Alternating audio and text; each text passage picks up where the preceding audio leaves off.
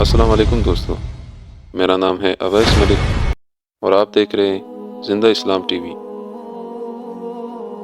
ناظرین کرامی، یہ واقعہ ہے ایک سپاہی کے عہد کا احترام اور حضرت ابو عبید تفقہ رحمۃ اللہ علیہ۔ پیارے بھائیو، حضرت عمر فاروق رضی اللہ تعالی عنہ کے خلافت کے زمانے میں ایرانیوں اور مسلمانوں کے درمیان بے شمار چھوٹی چھوٹی اور بڑی لڑائیاں ہوئی ہے۔ اس زمانے میں ایرانی لوگ آگ کی پوجا کرتے تھے، جبکہ مسلمان اللہ کے سوا کسی اور کی عبادت کرنے کو بہت بڑا گناہ سمجھتے تھے۔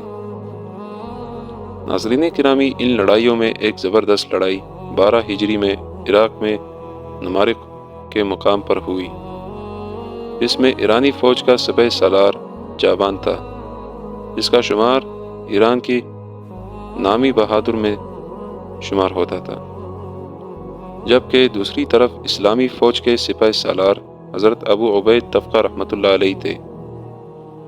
ان کا شاعرانہ بزرگوں میں ذکر ہوتا ہے، جو رسول اللہ صلی اللہ علیہ وآلہ وسلم کے مبارک زمانے میں ہی اسلام قبول کر چکے تھے، مگر کسی وجہ سے آپ صلی اللہ علیہ وآلہ وسلم کی خدمت میں حاضر نہ ہو سکے۔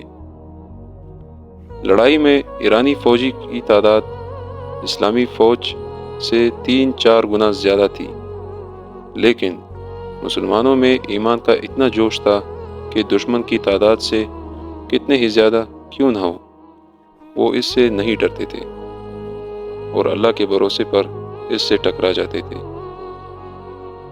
ناظرین کرامی، ایرانیوں نے اسلامی فوج پر بڑے زوروں کا حملہ کیا، لیکن مسلمان ان کے سامنے پہاڑ کی طرح جٹے رہے اور پھر انہوں نے ایسا زبردست جوابی حملہ کر دیا کہ ایرانیوں کے قدم اکڑ گئے، ان کی بے شمار آدمی مارے گئے اور باقی میدان چھوڑ کر بھاگ گئے۔ مسلمانوں نے بھاگنے والوں کا پیچھا کیا اور بہت سے بگڑوں کو گرفتار کر لیا۔ خواتین و حضرات، ان میں ایرانیوں کا سپہ سالار جابان بھی وہاں پر موجود تھا۔ جس مسلمان سپاہی نے اس کو گرفتار کیا، وہ اس کو پہچانتا نہیں تھا۔ جابان ایک بڑا مکار آدمی تھا۔ اس نے مسلمان سپاہی سے کہا، بھائی، میں بوڑھا آدمی ہوں، تمہارے کس کام آؤں گا؟ مجھے چھوڑ دو، میں اپنے بدلے میں تمہیں اتنا کچھ دوں گا کہ تم خوش ہو جاؤ گے۔ تو چنانچہ مسلمان سپاہی نے اس کی باتوں میں آ گیا اور اس کو امان دی، یعنی اس کی جان کی حفاظت کا عہد کر لیا، لیکن اسے کیا پتا تھا کہ یہ ایرانی فوج کا سپہ سالار ہے اور مسلمانوں کا سخت دشمن ہے۔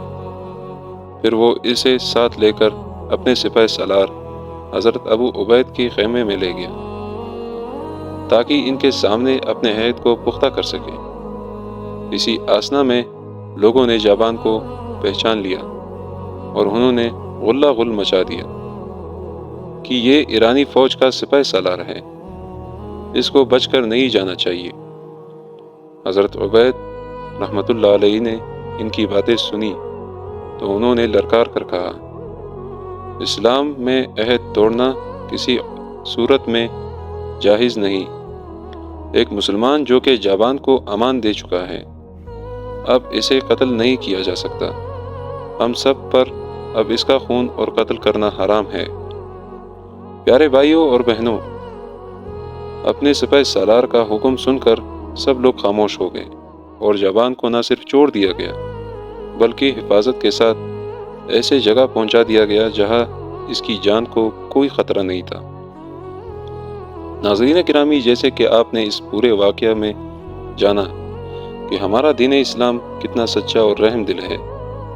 اس فوج کے سپہ سالار جابان جیسے لوگ دین اسلام کی سخت دشمن ہیں، اور وہی دین اسلام میں حضرت ابو عبید تفقہ رحمۃ اللہ علیہ جیسے لوگ بھی ہیں جو اسلام کے سخت دشمن جابان جیسے نامی شخص کو ان کے شہر صحیح سلامت چھوڑائے اور ان کو بخشا، جیسا کہ اللہ تعالیٰ قرآن میں فرماتے ہیں کہ حقیقت ہے کہ بڑے خسارے میں ہیں وہ لوگ جنہوں نے اللہ تعالیٰ سے جا ملنے کو جھٹلایا ہے۔